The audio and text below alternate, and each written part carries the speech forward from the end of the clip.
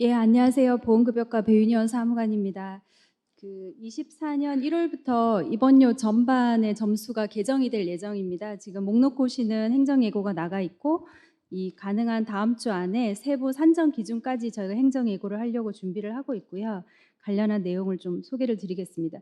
먼저 양해 말씀 드릴 게 저희가 자료로 미리 드리지를 못했는데요. 이제 원래 강의를 의뢰 주셨을 때는 간호차등제 개편을 좀 다뤄달라고 하셨는데, 이게 3대 상대가치 개편에서 간호차등제는 일부에 사실 불과하고, 제가 했던 거는 입원료 전체이기 때문에 전체를 다 좀 소개를 해드리려고 오전까지 좀 작업을 했습니다. 그래서 만일에 자료가 필요하시면 사무국 통해서 자료를 받으시면 될 것 같고요. 내용 소개해 드리겠습니다.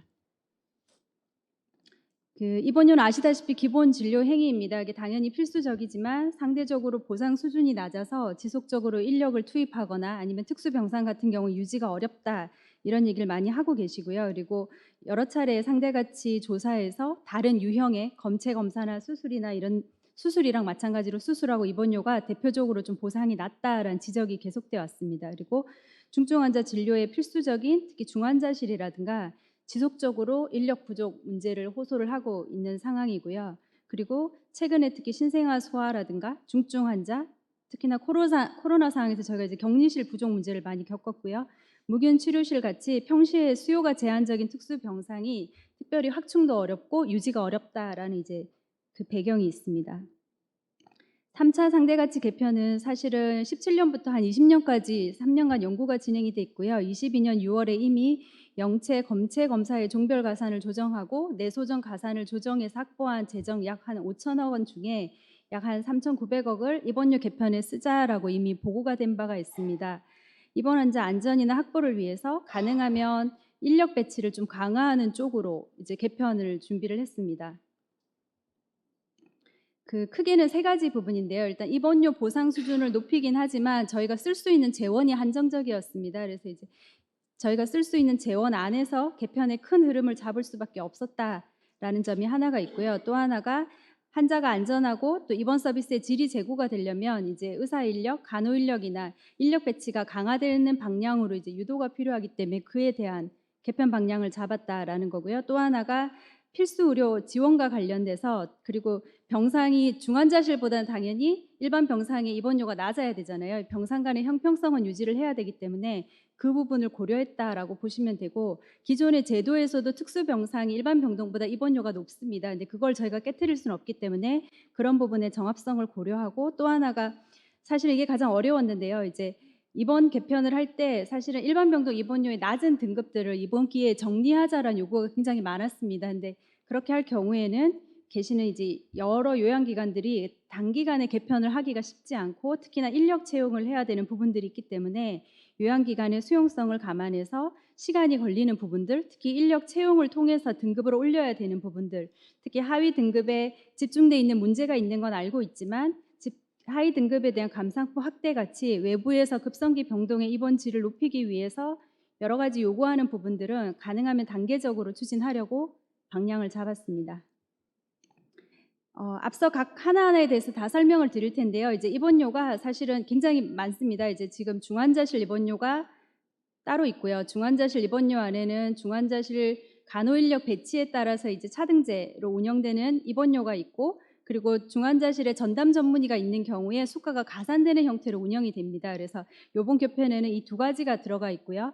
집중치료실 같은 경우에는 현재는 중환자실의 병상을 조금 더 효율적으로 운영하기 위해서 집중치료실 수가가 신설이 돼서 뇌졸중 고위험 임산부 집중치료실이 운영이 되고 있고요. 최초로 수가가 만들어진 이후에 중환자실은 여러 차례 수가가 올랐는데 집중치료실은 수가가 고정돼 있었습니다. 그래서 이 부분에 대한 보상을 강화했고, 일반 병동은 이제 간호차등제로 입원료가 운영이 되기 때문에 이제 2등 간호 등급을 좀 상향하기 위해서 저희가 개편을 했습니다. 그리고 기타 특수병동 같은 경우에 이제 신생아실 모자동실이라든가 격리실이라든가 무균 치료실, 납차폐 특수 치료실 같은 경우를 개편 범위에 포함을 했고요. 지금 유일하게 빠져 있는 게 간호간병 통합 서비스는 별도의 시범 사업 형태로 하고 있기 때문에 그 부분이 빠져 있고, 납병동 입원료가 빠져 있습니다. 그 외에 모든 입원료가 이번 개편에 포함된다라고 보시면 될 것 같습니다. 먼저 중환자실 같은 경우에 전담 전문의 가산을 저희가 대폭 개선했습니다. 이제 보시면 코로나19가 제기됐을 때 간호 인력뿐만 아니라 중환자실을 전담하는 인력이 부족해서 굉장히 문제가 많이 발생을 했습니다. 그리고 중환자실에 당연히 전담 전문의가 있을 것 같지만 실제로는 보상이 낮고 인력을 구하기가 어렵고 한 여러 가지 이유로 사실은 미배치 기간이 많습니다. 22년 3분기 기준으로 중환자실을 운영하는 기간은 한 340개소 정도 되는데요. 전담 전문의 미배치 기간이 거의 한 64% 정도 됩니다. 그 이유는 이제 나중에 수가 보상 체계랑 조금 관련이 있는데 그 부분을 이번에 많이 개선을 했고요. 그래서 이번에는 중환자실 전담 전문의를 가능한 한 배치할 수 있는 형태의 수가 개편을 했습니다.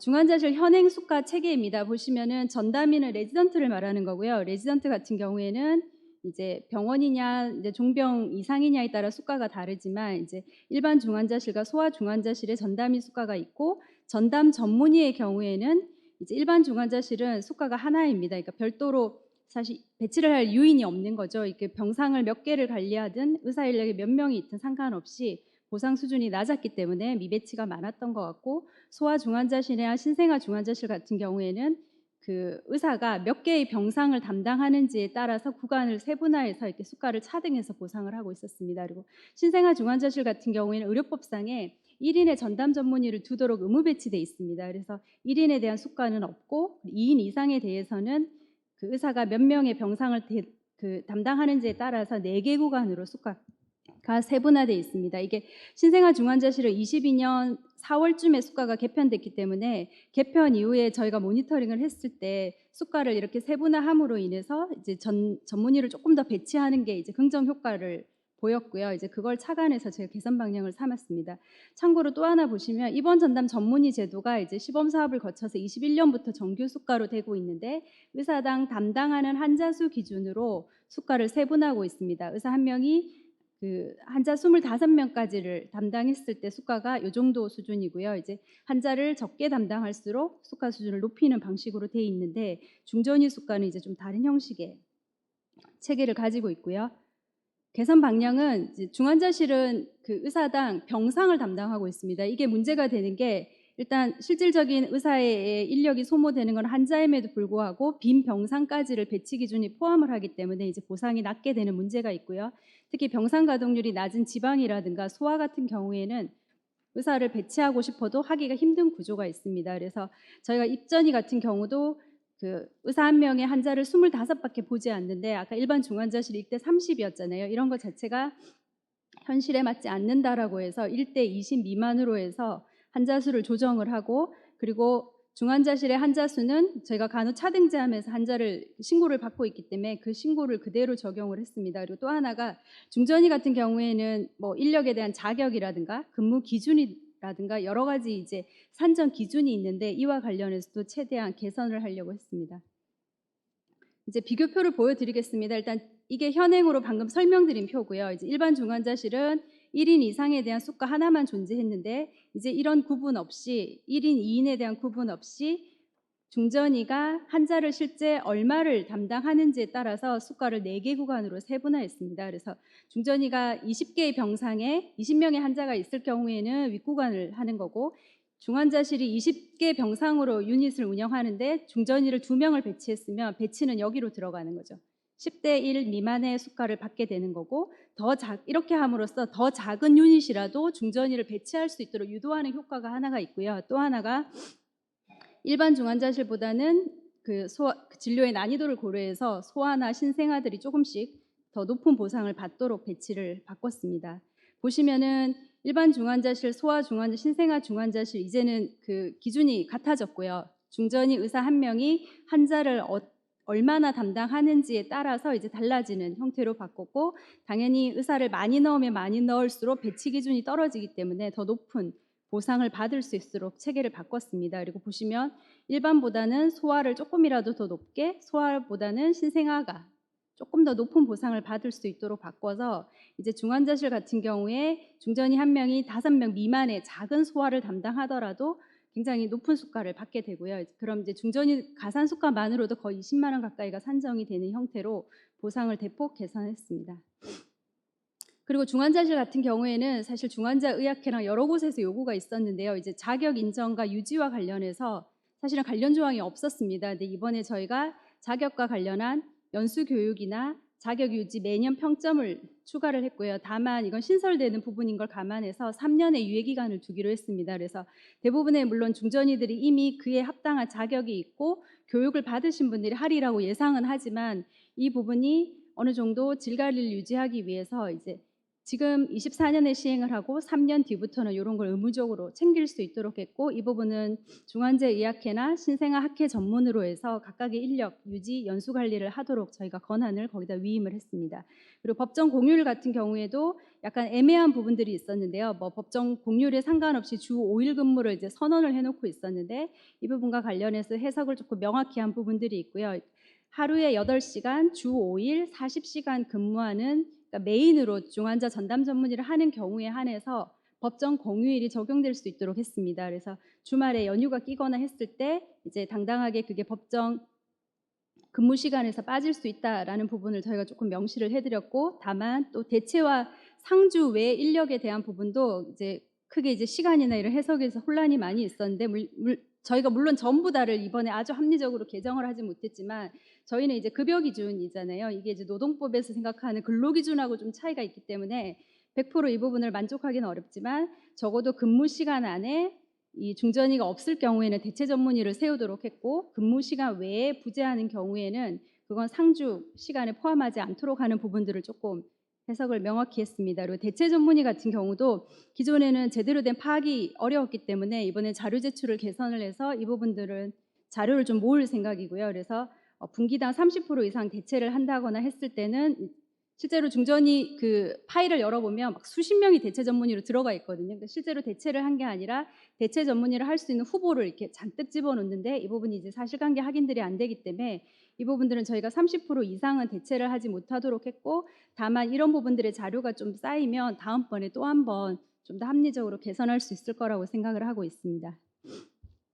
중환자실 입원료에 대해서 이제 두 번째로 설명을 드릴 텐데요. 이제 중환자 진료에 이제 중전이만큼이나 간호인력의 그 부족 문제로 이제 계속 어려움이 생기고 있는 상황입니다. 근데 중환자실도 간호 등급제로 입원료가 나눠지는데요. 지금 중환자실은 병상수를 적용받고 있습니다. 그러다 보니까 지방의 경우에 병상 가동률이 상대적으로 낮은 중환자실이라든가, 그리고 소아나 신생아 중환자실 같은 경우에는 이제 빈 병상에 대해서도 배치해서 낮은 등급으로 인정이 되기 때문에 실제로 보상이 낮다라는 문제를 계속 얘기를 하고 계시고요.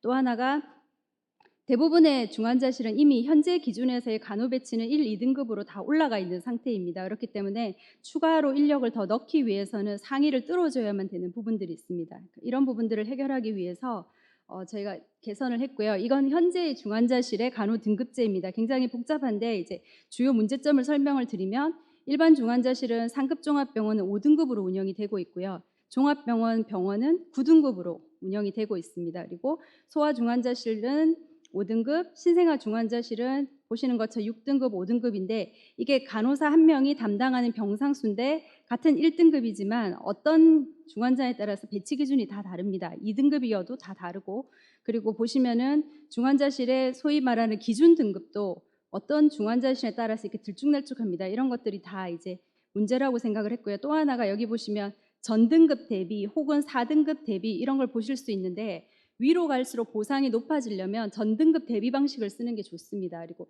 전등급 대비 방식으로 깎는 게 아래측의 수가를 깎을 때도 조금은 덜 깎는 효과가 발생합니다. 근데 보시는 것처럼 4등급 대비 방식으로만 하게 되면 같은 기준에 비해서도 1등급은 조금 더 낮은 보상을 띠게 됩니다. 그래서 이런 부분들을 이번에 다 개선 포인트로 잡았고요. 보시는 것처럼 중환자실의 간호차등제도 병상이 아니라 실제 담당하는 환자를 기준으로 등급을 산정하겠다라는 게 큰 개편 방향입니다. 그리고 병상수 같은 경우에 이제 저희가 주기적으로 신고를 받는 그 운영 병상을 기준으로 하게 될 거고요.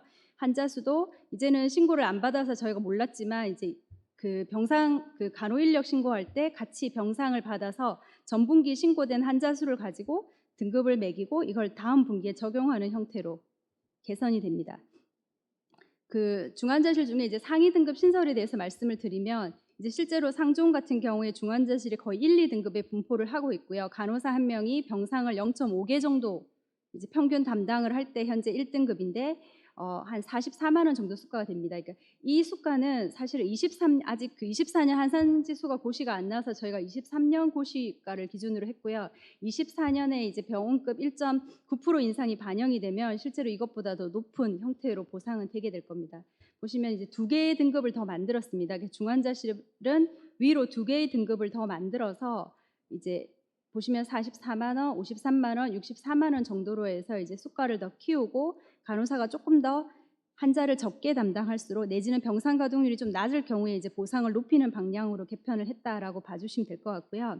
그리고 기준 등급이 아까 들쭉날쭉했는데 이것도 일원화된 기준을 적용했습니다. 이제 모든 등급에 대해서 같은 인력 배치를 가능한 적용을 하면서 상급 종합병원이랑 종합병원, 병원의 경우에 기준 등급을 일원화해서 운영을 했습니다. 이건 뒤에 표로 보시면 조금 설명이 쉬울 것 같고요. 그리고 등급 간에 그 간호사가 몇 개의 병상을 담당하는지 같은 경우가 굉장히 통일되지 않고 뒤죽박죽 섞여 있었는데 이것도 일원화했고, 그리고 등급 간의 가감사 폭도 직전 등급 대비 방식으로 저희가 통일을 하면서 간격도 20%로 일원화했습니다. 그리고 미신고 기간에 대한 감산폭은 대폭 확대를 했습니다. 그래서 반드시 신고를 하셔야 이제 불이익이 없다는 걸 말씀을 드리고요. 기준 등급 미만의 하위 등급은 사실은 수가를 좀 깎아달라는 요구가 있습니다. 근데 이건 저희가 이번에 반영은 하지 않았고 이제 앞으로 해야 될 숙제인데요. 중환자실임에도 불구하고 그 병원의 일반 병동보다 사실은 간호인력 등급이 낮은 경우들이 실제로 있습니다. 그게 이제 일반 중환자실의 낮은 등급에서 일어나고 있는 문제점인데 이걸 저희가 한 번에 다 이번에 개선을 하기는 어려웠지만 이제 앞으로는 적어도 이런 부분들은 좀 지속적으로 관리를 강화해 나갈 계획이고요. 이제 이걸 방금 말로 설명드린 거를 예시로 하나 보여드리면 이제 3등급인 기준 등급이 1등급으로 올라가게 되고요.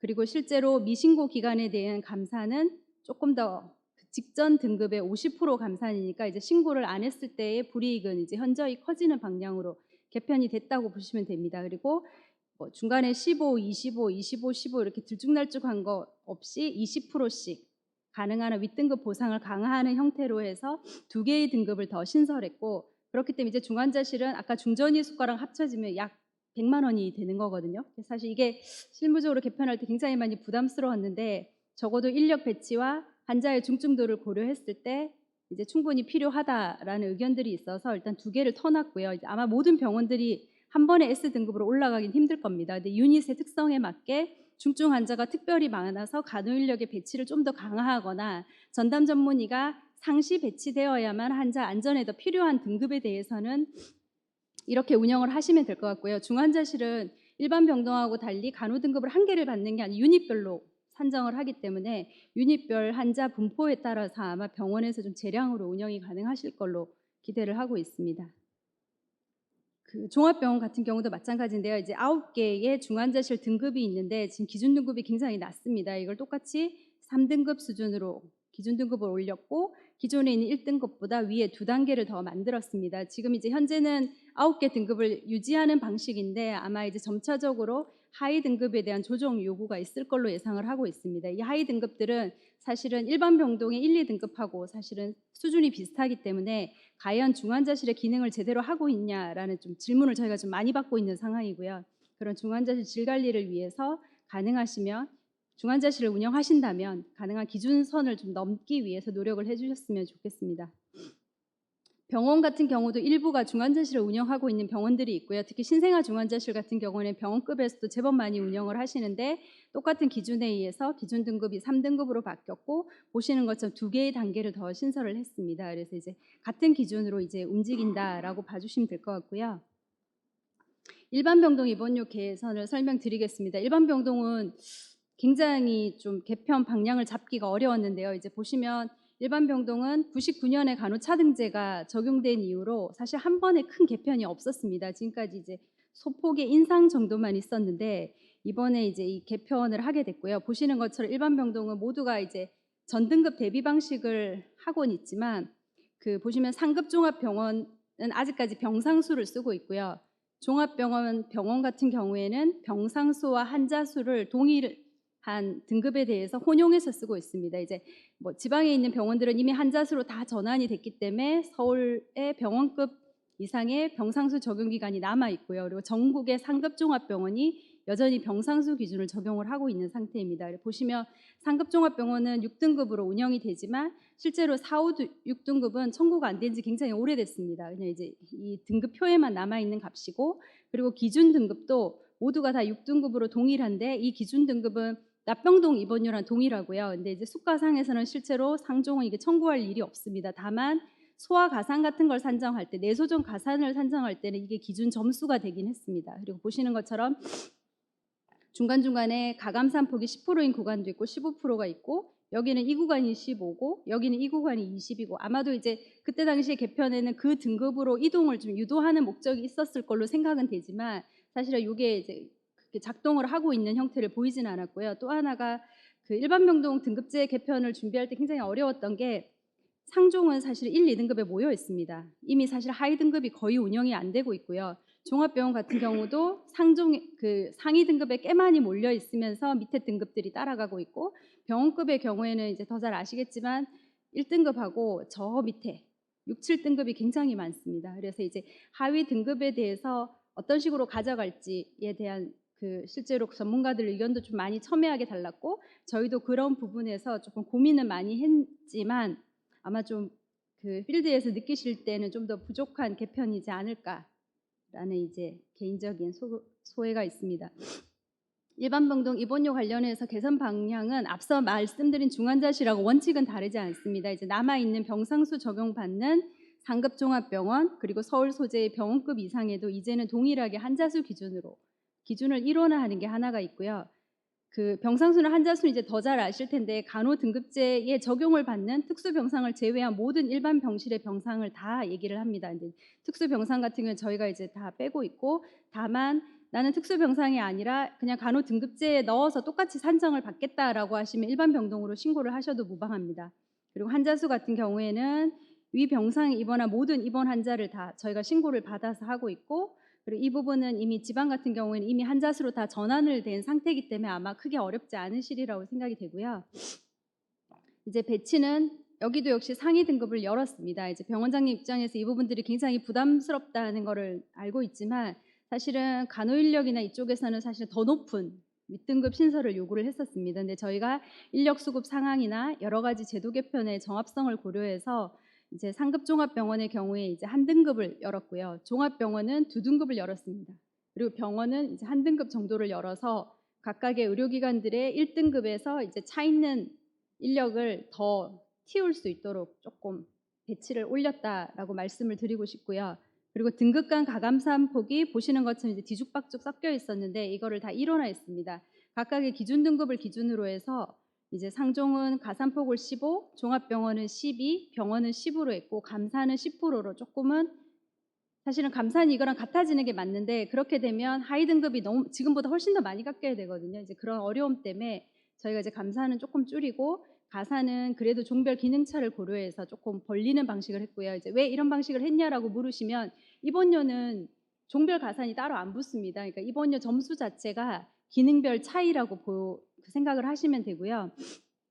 간호등급제 미신고 기간에 대한 감산 같은 경우에는 모든 종에 상관없이 대폭 전 등급 가장 낮은 등급 대비 50%로 해서 이제 신고를 안 하실 경우에는 아주 큰 페널티가 가기 때문에 반드시 신고를 하시는 게 중요하고요. 그리고 저희가 지속적으로 인력 확보가 안 된 등급이 아주 낮은 기간에 대한 정리를 사실 요구를 받았었는데, 이번 개편에는 상대가치 재원을 이동하는 부분이기 때문에 제가 정리는 시간을 두고 하겠다라고 사실은 내부 설득을 했습니다. 그래서 인력 확보를 위한 시간도 필요하고, 그리고 이제 한자수로 일괄 전환되면서 생기는 여러 가지 개편의 효과를 봐야 되기 때문에 저희가 이거는 시간을 유예한 후에 적용을 하자라고 이제 사실은 진행을 한 부분입니다.